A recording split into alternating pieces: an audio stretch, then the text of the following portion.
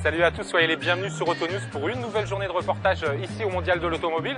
Alors aujourd'hui, on va surtout s'intéresser à la marque japonaise Toyota qui présente ici sa nouvelle citadine IQ, mais également la troisième génération de son A26. On donnera ensuite la parole au directeur de la communication Toyota France, Philippe Boursereau, avant de terminer nos reportages chez Bolloré Pininfarina, car le français Bolloré s'est associé au maître carrossier italien Pininfarina pour nous concocter une petite voiture urbaine électrique. Vous le verrez, plutôt sympathique. Mais allez, on commence immédiatement par la citadine IQ. Allez, on fait un peu de place, on se serre et on regarde.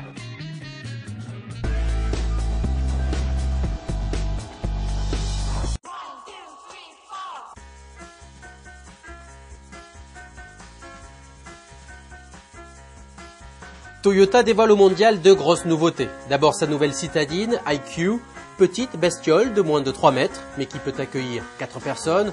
Bon, pas 4 adultes, mais 4 personnes quand même grâce à sa planche de bord creusée. Celle qui viendra chasser sur les terres de la Smart arbore une bouille sympathique et devrait plaire à de nombreux citadins et citadines.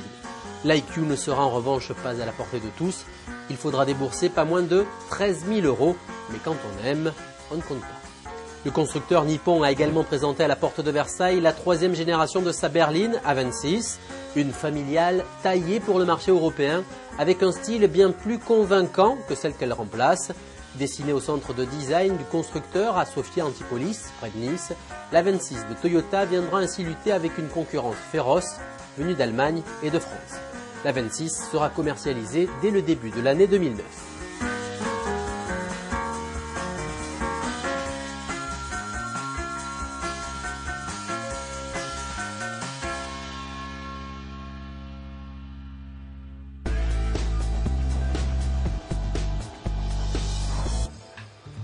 Voilà, pour parler de la nouvelle Toyota IQ qu'on vient de voir dans le détail, je suis avec le directeur de la communication Toyota France.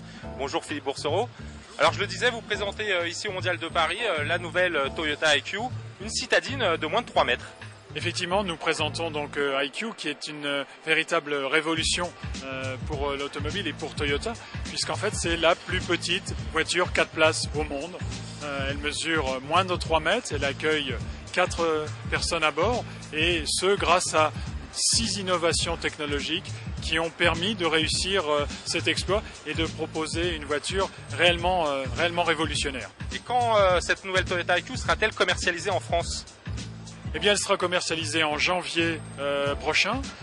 Les 500 premières voitures seront même disponibles dès Noël.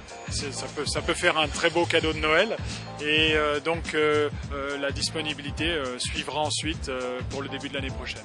Alors en parallèle, toujours ici à la porte de Versailles, Philippe, vous présentez votre troisième génération de berline A26. Effectivement, on présente ici la troisième génération d'A26 en première mondiale. Et c'est une voiture qui évolue énormément dans le sens esthétique d'abord, avec une esthétique extrêmement distinctive, extrêmement puissante, sans que les lignes de la voiture soient lourdes, bien au contraire. Et puis une voiture qui aussi propose des motorisations extrêmement évoluées, qui ont toutes un double aspect, plus d'agréments de conduite et parallèlement moindre consommation et moindre pollution. Et la date de commercialisation prévue pour cette A26 ?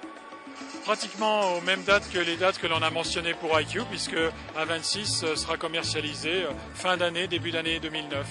Merci Philippe. Voilà, Philippe vous le disait, on parlait de respect de l'environnement. Eh bien, on va continuer sur ce thème puisqu'on va filer directement sur le stand Bolloré. Bolloré qui s'est associé au carrossier, au maître italien Pininfarina pour nous présenter une petite voiture électrique pas piquée des hannetons. Vous allez voir, on y va tout de suite, on est en mode électrique.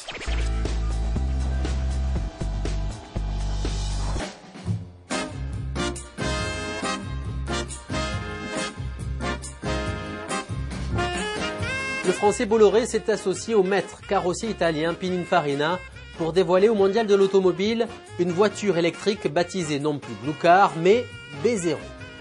Cette B0 est un poids plume de seulement 300 kg. Du point de vue du style, elle se place à mi-chemin entre une Mazda Kiora et une Mitsubishi i. Concrètement, la B0 utilise la technologie LMP en guise de motorisation, une batterie à base de lithium polymère conçue par le groupe Bolloré et qui stocke 5 fois plus d'énergie qu'une batterie traditionnelle.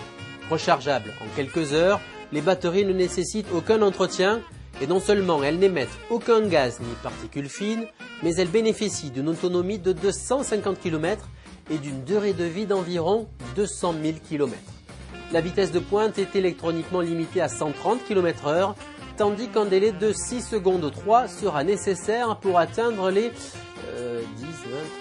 60 km/h. On a bien entendu 60 km. Reste maintenant à connaître les tarifs et dates de commercialisation de la B0 qui restent à découvrir.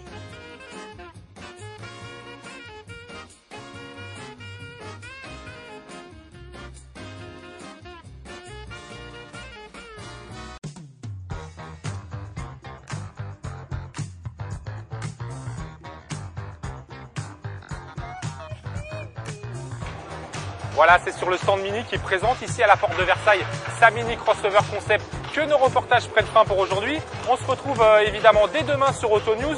On vous présentera notamment la Golf de 6e génération et sa variante très sportive GTI. Allez, en attendant de vous revoir dès demain, moi je vous dis salut à tous et bonne route.